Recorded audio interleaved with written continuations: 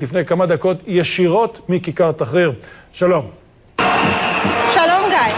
אז קודם כל, מה קורה שם מאחורייך בכיכר עכשיו? איך שאתם רואים עכשיו, יש המונים שהם מתאספים נגד המשטר שלנו במצרים.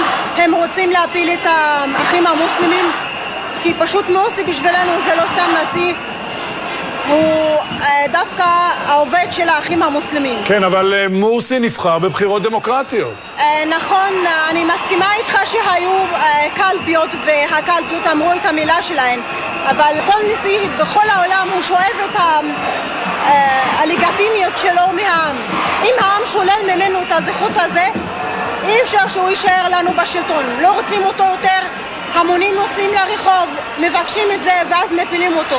מבחינתי ולפי מה שאני יודעת, זה שיא הדמוקרטיה שיכולה להיות במדינה אחרת. כן.